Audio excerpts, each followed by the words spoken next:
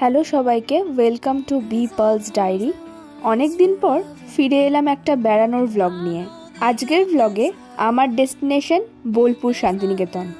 5 জানুয়ারি একদিনের জন্য আমি সপরিবারে গেছিলাম বোলপুর শান্তিনিকেতন বেড়াতে। আর এই একদিনে আমি কি কি স্পট কভার করতে পেরেছি সেইটাই তোমাদের সাথে শেয়ার করে নেব এই ভিডিওতে। ভোর তখন 5:30। আমি আমার হোম স্টেশন থেকে ব্যান্ডেল জাংশনের জন্য রওনা হয়েছিলাম। ভোর 5:30টার কাটুয়া হাওড়া লোকালে করে আমরা জার্নিটা শুরু করেছিলাম। স্টেশনে পৌঁছে দেখলাম এত ভোরের ট্রেনেও রোজ কত মানুষ যাওয়া আসা করে। ব্যান্ডেল স্টেশন যখন পৌঁছলাম, ভোরের আলো তখন সবে ফুটছে। আমার হোম স্টেশন থেকে ট্রেনের অভাবে আমায় প্রায় 1 ঘন্টা আগে ব্যান্ডেলে পৌঁছে যেতে হয়েছিল। ব্যান্ডেল থেকে বোলপুর এই জার্নিটা আমি কমপ্লিট করেছিলাম হাওড়া আজিমগঞ্জ গণদেবতা এক্সপ্রেসে করে। ব্যান্ডেলে যার অ্যারাইভাল টাইম ছিল সকাল 6:57। ট্রেনের টিকিট ফেয়ারের সমস্ত ডিটেলস পেয়ে যাবে ডেসক্রিপশন বক্সে। ব্যান্ডেলে এই ট্রেনের হল্ট টাইম ছিল 2 মিনিট। ব্যান্ডেল থেকে গণদেবতা এক্সপ্রেস তার জার্নি শুরু করে বোলপুরের উদ্দেশ্যে। আর এত সকালে তোমরা বাইরের কুয়াশাটাও কিন্তু দেখতে পাচ্ছ। এই ট্রেনের সেকেন্ড সিটিংয়ে আমাদের টিকিট বুক করা ছিল। আর এই হলো সেকেন্ড সিটিংয়ের সিট অ্যারেঞ্জমেন্ট। 3টে স্বাস্থ্যবান মানুষের পক্ষে বসে যাওয়া একটু আনকমফোর্টেবল। এরপর আমাদের নেক্সট স্টপেজ ছিল বর্ধমান জাংশন। সেই দিন আমাদের ট্রেনটা বেশ খানিকটা লেটে চলছিল। আর তোমরা দেখতে পাচ্ছ বর্ধমানে এই ট্রেনটা ধরার জন্য মানুষের ভিড়। বর্ধমানে ট্রেনটার হল্ট টাইম ছিল 2-3 মিনিট। বর্ধমানের পর আমাদের পরের স্টপেজ ছিল গুসকরা। গুসকরাতেও এই ট্রেনের হল্ট টাইম ছিল 2 মিনিট মতো। এরপর সকাল 9টা নাগাদ আমরা বোলপুর শান্তিনিকেতন স্টেশনে পৌঁছে যাই। ব্যান্ডেল থেকে বোলপুর পর্যন্ত আমাদের 119 কিলোমিটারের ট্রেন জার্নি এখানেই শেষ হয়। গণদেবতা এক্সপ্রেস আমাদের বোলপুরে নামিয়ে আজিমগঞ্জের জন্য রওনা হয়। বোলপুর স্টেশনের বাইরে প্রচুর টোটো ও 4 চাকা গাড়ি পাওয়া যায়। আমরাও সারাদিনের জন্য একটা টোটো বুক করে নিয়েছিলাম। বোলপুর স্টেশনের বাইরেই এই গীতাঞ্জলি রেল মিউজিয়াম। তোমাদের হাতে সময় থাকলে ঘুরে দেখতে পারো। বোলপুর শান্তিনিকেতনে আমাদের প্রথম ডেস্টিনেশন ছিল কঙ্কালীতলা, যা সতীর 51 পীঠের একটা পীঠ। এটা একটা আশ্রম, আর এই গাছের তলাগুলোই স্টুডেন্টদের পড়াশোনা করানো হয়, সেটাই আমাদের দেখাচ্ছিল। কঙ্কালীতলা কালী মন্দিরটি বোলপুরের পরের স্টেশন প্রান্তিকে অবস্থিত।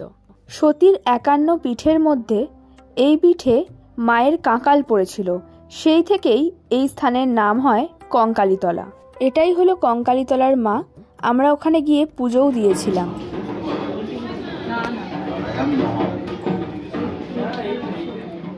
এই সেই কুণ্ড যেখান থেকে মায়ের কাঁকাল পাওয়া গেছিল।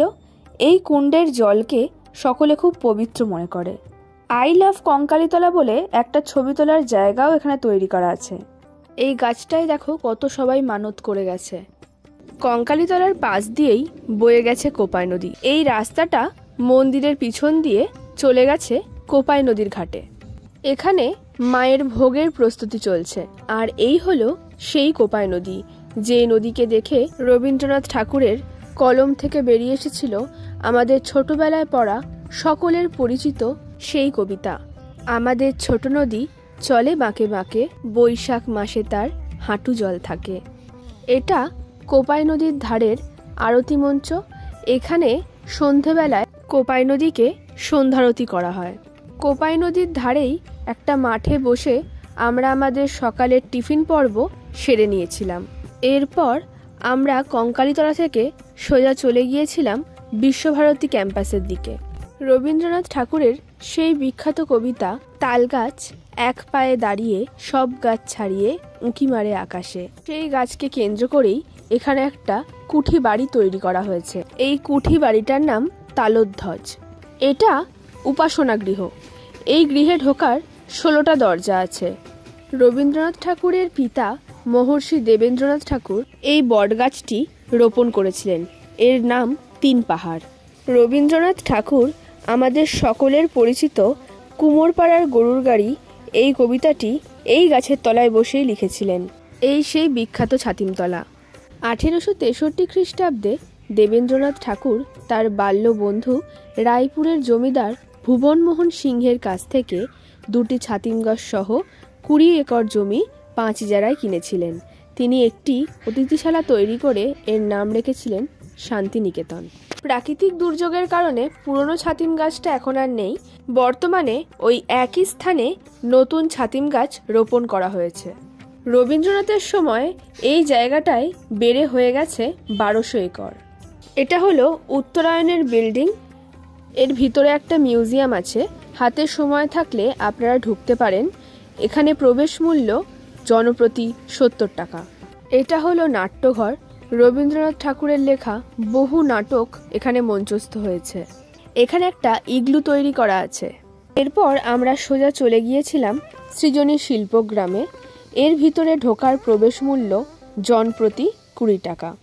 এই ভিডিওতে আমি সৃজনী শিল্পগ্রাম নিয়ে বিশেষ কিছু বলবো না, কারণ ভিতরে এত কিছু দেখার আছে।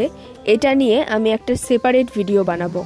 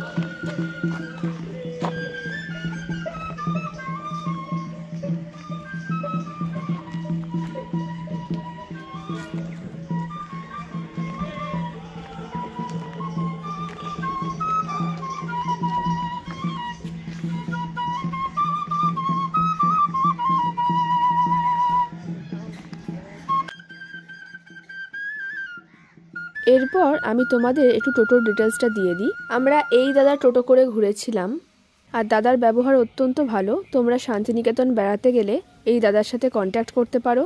আমি কন্ট্যাক্ট ডিটেলস ডেসক্রিপশন বক্সে এবং স্ক্রিনেও মেনশন করে দিলাম। এরপর আমাদের নেক্সট ডেস্টিনেশন ছিল সুরুল জমিদার বাড়ি।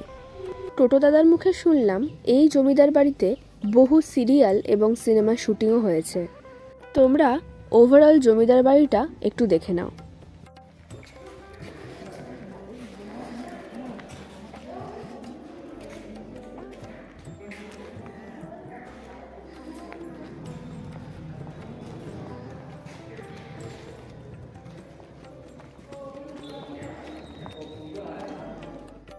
এটা জমিদার বাড়ির দুর্গা মণ্ডপ।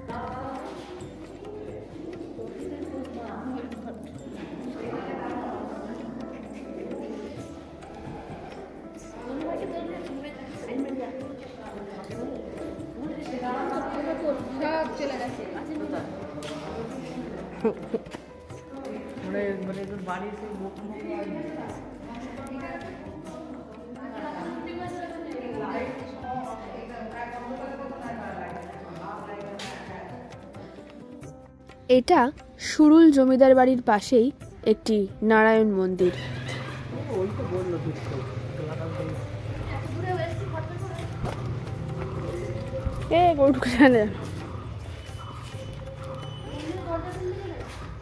মন্দিরের দরজা বন্ধ।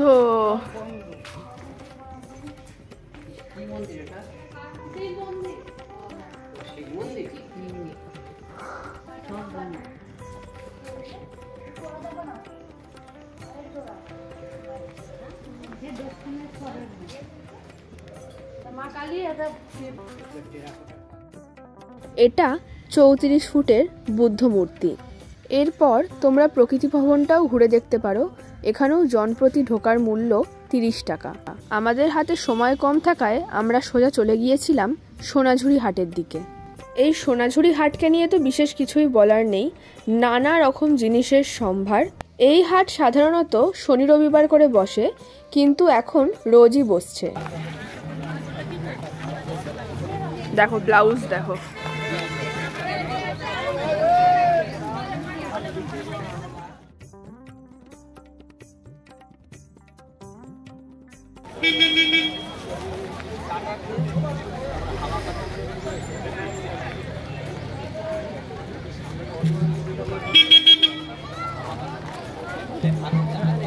এইভাবেই একটা দিন আমি আমার পরিবার নিয়ে শান্তিনিকেতন ঘুরেছিলাম। আমি কিভাবে ঘুরেছিলাম সেটা সবটুকুই তোমাদের সাথে শেয়ার করার চেষ্টা করলাম। অন্যান্য ডিটেলস তোমরা ডেসক্রিপশন বক্সে পেয়ে যাবে। আমার বাড়ি ফেরার ট্রেন ছিল বোলপুর থেকে সন্ধে 6টা নাগাদ। সেই বুঝেই আমি স্টেশনে পৌঁছে গেছিলাম। ভিডিওটা ভালো লাগলে অবশ্যই লাইক কমেন্ট করো। আরও নতুন ভিডিও পেতে বি পালস ডায়েরিকে অবশ্যই সাবস্ক্রাইব করে রেখো। ফিরে আসবো পরের ভিডিও নিয়ে। ততদিন সবাই ভালো থেকো, সুস্থ থেকো। আমার একদিনের শান্তিনিকেতন ভ্রমণ এখানেই শেষ হলো।